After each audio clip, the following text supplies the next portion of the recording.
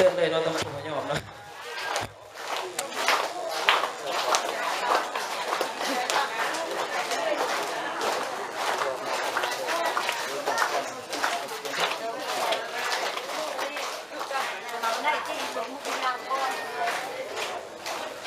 มิสเตอร์คอฟฟี่นี่ก็มีทางทางมิสเตอร์คอฟฟี่บริษัทซิลซิง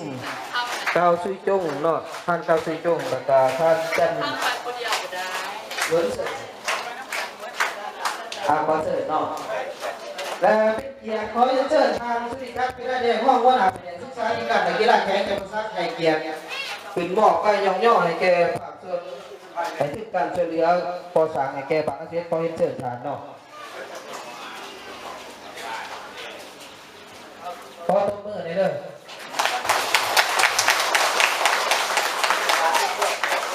แต่ก็ต้องบาต้องเยียดกับบาเยียเลยที่เขาจะในอ่านไปเนาะเอาเถอะ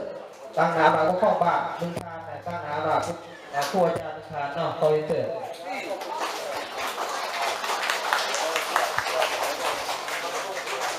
ตบมือเป็นจังหวะเลยเพราะว่าผมมีกองชุดนี้เนี่ย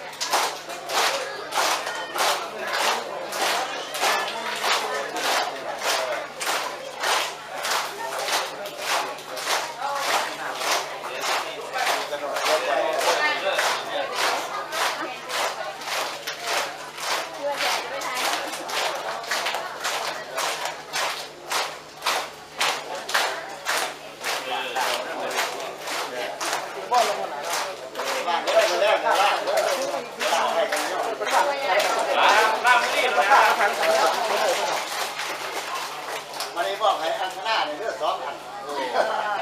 เอา1 2 3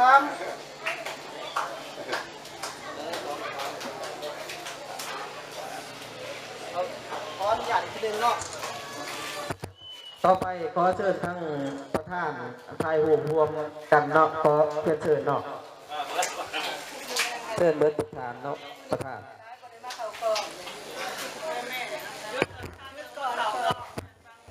บ่เป็นหยังอั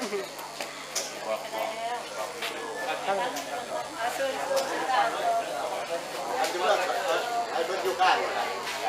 มาพูดไอ้ท่านไอ้เบิร์ดยืนได้